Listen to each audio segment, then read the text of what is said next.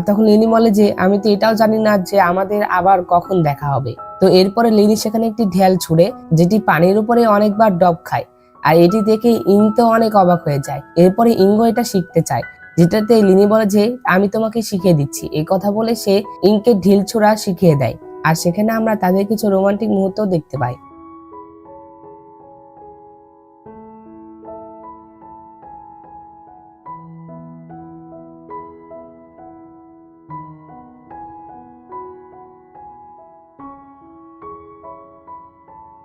তো এরপরে লিনি ইংয়ের কাছে একটি লেটার পাঠায়, যেটাতে লেখা ছিল যে ইং, তোমাদের সেনাবাহিনীর কিছু বিশ্বাসঘাতকরা তোমাকে এবং তোমার মাস্টারকে মারার চেষ্টা করছে, যার কারণে তোমাদের অনেক সতর্ক থাকতে হবে।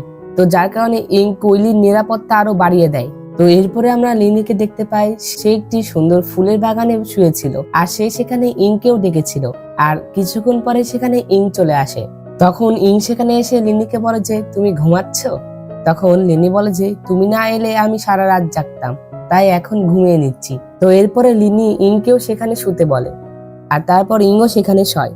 আর এরপর তারা দুইজন সেখানে শুয়ে থেকে অনেক সুন্দর পরিবেশ উপভোগ করতে থাকে।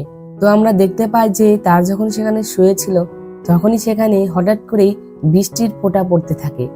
আর এরপরে সেখানে অনেক জোরে বৃষ্টি চলে আসে, যেটাতে তারা সেখানেই থাকা একটি বাড়িতে চলে আসে।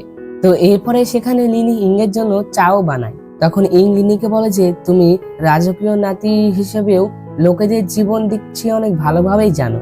তখন লিনি বলে যে সম্রাট হওয়া কি বড় কথা, তার এখনো সাধারণ খাবারই খেতে হচ্ছে। আমি মনে করি যে এখানকার কৃষক হওয়াটা অনেক ভালো।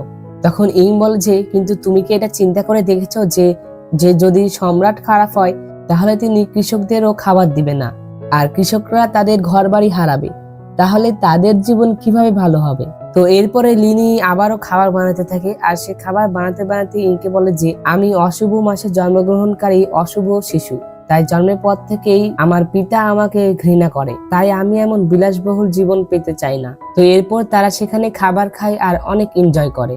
তো এরপরে বৃষ্টি থেমে গেলে লিনি ইংকে বিদায় জানাতে চলে আসে।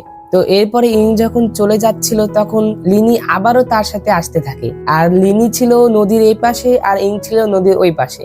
তো ইং লিলিকে বলে যে তুমি এখান থেকে চলে যাও, তুমি যত যাই করো না কেন আমাদের আলাদা হতেই হবে। তখন লিনি বলে যে আমাকে অন্তত কিছুক্ষণ তোমার সাথে যেতে দাও। তো এরপরে লিনি বলে যে আমি আজ বিকেলের মতো যত খুশি সেটা গত 2 শতকেও হয়নি।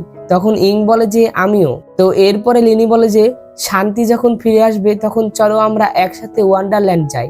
তখন ইং বলে যে ঠিক আছে।